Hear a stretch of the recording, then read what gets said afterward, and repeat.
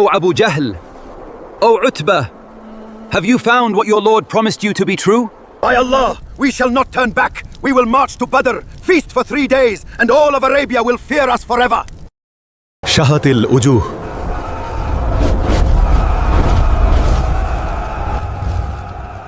Assalamu alaikum wa rahmatullahi wa barakatuhu. Today, we will talk about the most decisive battle in the history of Islam, the Battle of Badr. Among all the battles fought in Islamic history, the Battle of Badr stands as the most crucial and decisive. In the Holy Quran, this day has been named Yawm al-Furqan, meaning the day of criterion between truth and falsehood. Under extremely unfavorable conditions, how did a small group of just 313 faithful believers stand against a fully equipped, powerful army of 1,000? And how did they alter the course of history? Let us explore that epic narrative. After enduring 13 years of inhumane persecution by the disbelievers in Mecca, the Holy Prophet Muhammad, peace and blessings be upon him, and his companions migrated to Medina. But even after the migration, the hostility and conspiracies of the Quraish of Mecca did not stop. They were constantly looking for an opportunity to crush the new Islamic state of Medina. In the second year of Hijrah, during the month of Shaban, major news arrived. A massive merchant caravan led by the top Quraysh leader, Abu Sufyan, had set out for Sham, returning to Mecca with immense wealth. A large portion of this wealth belonged to the Muslim emigrants, which had been forcibly confiscated by the Quraysh in Mecca. The Messenger of Allah, peace and blessings be upon him, decided that this caravan should be intercepted. This would recover the stolen property of the Muslims on one hand, while weakening the economic and military backbone of the Quraysh. On his way back with the merchant caravan, Abu Sufyan learned of the Muslim expedition. He immediately dispatched a swift messenger named Damdam bin Amr al-Ghifari to Mecca to call for help. Upon reaching Mecca, Damdam tore his clothes, cut off the nose of his camel, and screamed frantically in the town square. Caravan is being looted! Help! Help! As soon as this news was heard, every tribe of the Quraysh rallied together. A massive army of approximately 950 well-equipped warriors, 100 horses, 700 camels, and 600 suits of armor set out from Mecca toward Medina. Along the way, the prudent Abu Sufyan managed to safely divert his caravan along an alternative coastal route along the Red Sea. He sent a message back to Abu Jahl. "Our caravan is safe. You may return to Mecca." But the chief leader of the Quraysh, Abu Jahl, whose objective was not merely to protect the caravan, his goal was to eradicate Islam and the Muslims forever. He rejected the proposal to return and declared with arrogant pride, "We shall not turn back. We will march to Badr, feast for 3 days, and all of Arabia will fear us forever." Meanwhile, news reached Medina that the trade caravan had safely escaped, while a massive, well-equipped army led by Abu Jahl was advancing towards Badr from Mecca. The Messenger of Allah, peace and blessings be upon him, convened an emergency consultation council with his companions. Because the original intention of the Muslims was to intercept a trade caravan, this small band of 313 men was neither mentally nor militarily prepared for a full-scale war. Furthermore, under the terms of the Charter of Medina, the Ansar's duty was to defend the Prophet inside Medina, not outside its borders. The Messenger of Allah, peace and blessings be upon him, sought the opinion of his companions. Standing up on behalf of the Muhajirin, Miqdad bin Amr declared, O Messenger of Allah, execute whatever Allah has commanded you without hesitation. We will not say to you as the children of Israel said, "Go, you and your Lord, and fight. We will sit right here." Instead, we say, "Go, you and your Lord, and fight. We will fight alongside you, on your right, on your left, in front of you and behind you, to our very last drop of blood." The Messenger of Allah was deeply pleased, but he was anxious to hear the response of the Ansar.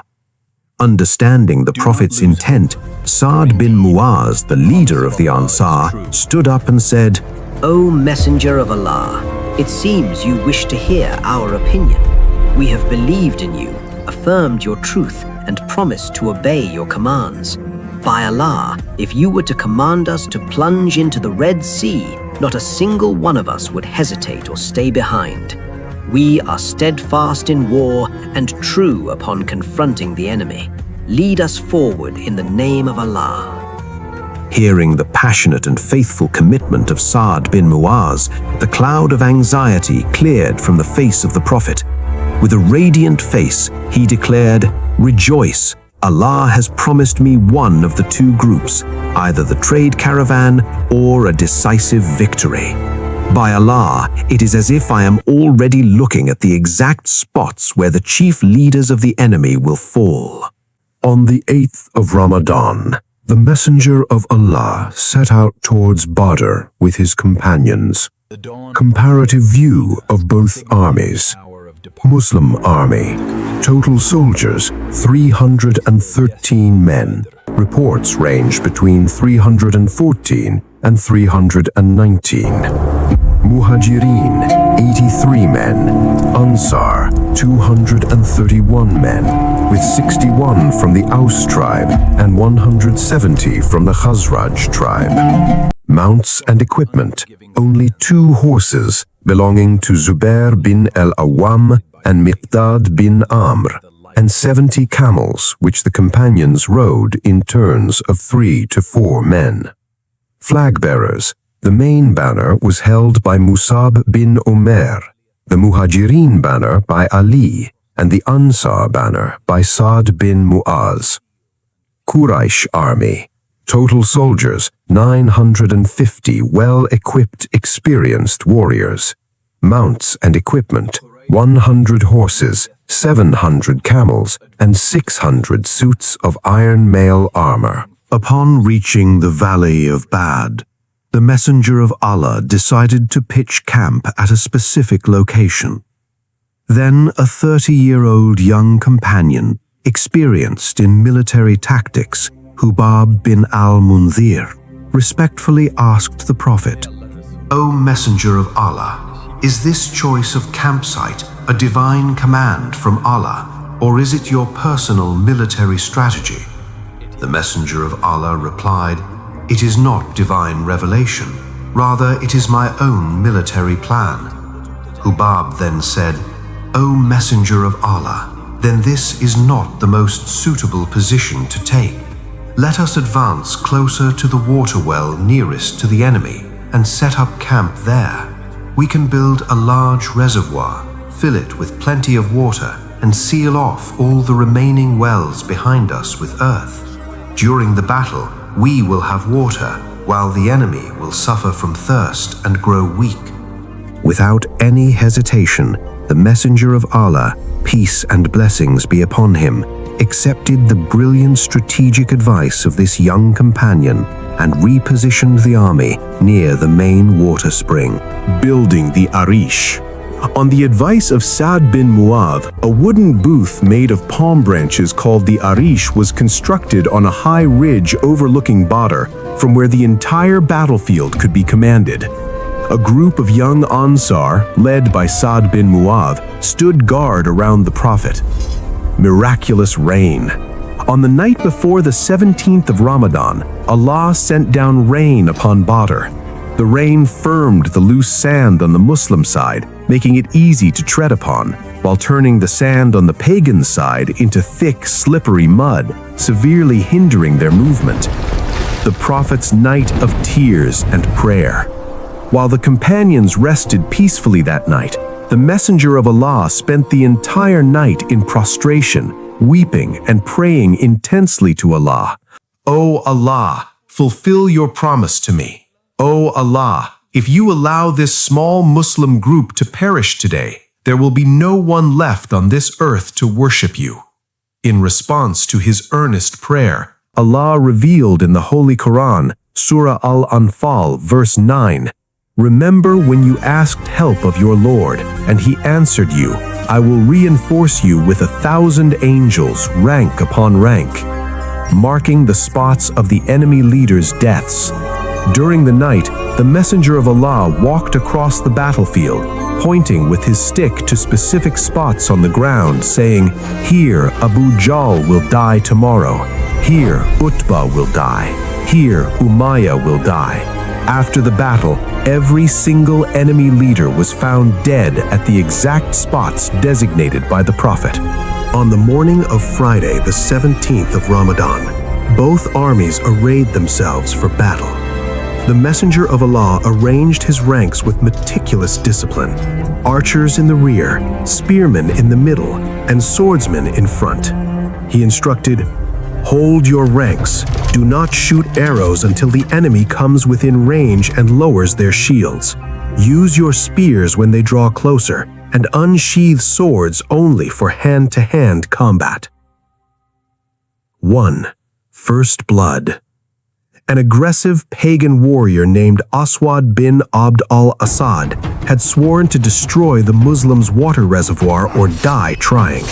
As he charged forward, Hamza struck him down in a single blow. 2. Historical Duels. In accordance with ancient Arabian custom, 3 top Quraish leaders stepped forward into the field before the general clash. Utbah bin Rabi'ah, his brother Shaiba bin Rabi'ah, and his son Walid bin Utbah. Initially, 3 young Ansar from Medina, Auf, Muawid, and Abdullah bin Rawaha, stepped out to accept the challenge. But Utbah arrogantly called out, "O Muhammad, send forth our equals from our own tribe of Quraish." The Messenger of Allah recalled the Ansar and called forward 3 heroes from his own family: Hamza bin Abdul Muttalib, uncle of the Prophet; Ali bin Abi Talib, cousin of the Prophet; and Ubaidah bin al-Harith, senior cousin of the Prophet. The Duels. Ali killed Walid bin Utbah in the blink of an eye. Hamza swiftly dispatched Shaiba bin Utbah. The senior Ubaidah and Utbah bin Rabi'ah struck each other severely, both falling bleeding to the ground. Ali and Hamza rushed forward, finished off Utbah, and carried the wounded Ubaidah back to the Prophet's presence. Ubaidah's foot had been severed, causing heavy bleeding. He asked the Prophet in an earnest voice, "O Messenger of Allah, am I not a martyr?" The Prophet replied, "Yes, indeed, you are a martyr." Hearing this reassurance, Ubaidah smiled peacefully and passed away on the lap of the Prophet. Enraged by the death of their 3 top leaders in the duels, the Quraysh army launched a full-scale, aggressive charge against the Muslims. An intense, bloody battle began. The Prophet's throwing of dust. At the height of the battle, the Messenger of Allah stepped down from the Arish booth, picked up a handful of sand and small pebbles, hurled it toward the pagan army, and declared, "Shahat al-Wujuh." By divine miracle, that handful of dust reached the eyes and mouths of all 950 pagans, blinding them. Allah states in the Quran, "And you threw not when you threw, but it was Allah who threw." Surah Al-Anfal 17. Attack of the Angelic Army. Allah dispatched an army of 1,000 angels from the sky under the leadership of Angel Jibreel. The companions witnessed the heads and hands of enemy soldiers being severed by unseen strikes, accompanied by the cracking of heavenly whips and divine shouts that threw the Quraysh army into total chaos. Years earlier in Mecca, when the Muslims were subjected to a 3-year social boycott in Sha'b Abi Talib, 5 non-Muslim leaders stepped forward to break the boycott. One of those 5 men was Abu al-Bukhturi bin Hisham. As an act of gratitude, the Messenger of Allah announced before the battle, "Whosoever encounters Abu al-Bukhturi, let him not kill him." On the battlefield, companion Mujajjir bin Ziyad confronted Abu al-Bukhturi. Mujajjir refrained from killing him and informed him of the Prophet's command, but Abu al-Bukhturi arrogantly insisted on fighting. Left with no choice, Mujajjir fought in self-defense, and Abu al-Bukhturi was slain. Toward the end of the battle, the Muslims surged eagerly to slay Abu Jahl, the arch-enemy of Islam. 2 young teenage Ansar brothers from Medina, Muadh bin Amr and Muadh bin Afra, approached Abdurrahman bin Auf and whispered, "O uncle, point out Abu Jahl to us. We have heard that he curses the Messenger of Allah. By Allah, if we see him, we will either slay him or die trying." Abdurrahman bin Auf pointed him out, and the 2 young brothers swooped upon Abu Jahl like eagles. Muadh severed Abu Jahl's leg in one strike. Abu Jahl's son, Ikrimah, struck back from behind, leaving Muadh's arm hanging by a sinew. Undeterred, Muadh stepped on his hanging arm with his foot, tore it free from his body, and returned to battle. The 2 brothers left Abu Jahl severely wounded on the ground. Toward the end of the battle, companion Abdullah bin Masud found Abu Jahl caking his last breaths and stepped onto his chest. Even in the face of death, the arrogant Abu Jahl sneered, "You shepherd of sheep, you have climbed a high place. Tell me, who won today?" Ibn Masud replied, "Allah and his messenger." Then Ibn Masud severed the head of Abu Jahl, the pharaoh of this ummah, with his sword and presented it before the messenger. Seeing the fall of their top leaders, including Abu Jahl and Umayyah bin Khalaf, the Quraysh army broke ranks. They threw away their weapons and heavy armor and began fleeing blindly backward. The divine prophecy revealed during the darkest days of persecution in Mecca was witnessed in full reality by the world on the battlefield of Badr. Their alliance will be defeated, and they will turn their backs and flee. 1. Casualties. The Muslim army. Only 14 companions were martyred, 6 Muhajirin and 8 Ansar. Quraish army. 70 were killed and 70 were taken prisoner. Among the slain were nearly 24 top leaders. 2. The well of Badr and the Prophet speaking to the dead. The bodies of the 24 slain pagan leaders were thrown into an old, dirty, dry stone well in Badr. The Messenger of Allah stood at the edge of the well and called out to them by name, "O Abu Jahl, O Utbah, O Shaybah, have you found what your Lord promised you to be true? For I have surely found what my Lord promised me to be true." The companions asked, "O Messenger of Allah, are you speaking to dead bodies?" He replied, "They hear what I say even more clearly than you do, though they cannot answer." Without giving them 3. any opportunity. Policy regarding prisoners of war. The Prophet consulted his companions regarding the 70 captives. Umar's view: show no leniency to the enemies of Islam, execute them all. Abu Bakr's view: they are our relatives, accept ransom for their release, and for the poor captives who can read and write, let each teach 10 children of Medina to read and write as their ransom. Embodying mercy, the Messenger of Allah accepted Abu Bakr's compassionate proposal. Later, Allah revealed Quranic verses, Surah Al-Anfal 67, endorsing the strategic wisdom of Umar's stance, yet declaring the accepted ransom halal for the Muslims. The Battle of Badr was not merely a historical military conflict, It was the first grand war between faith and disbelief.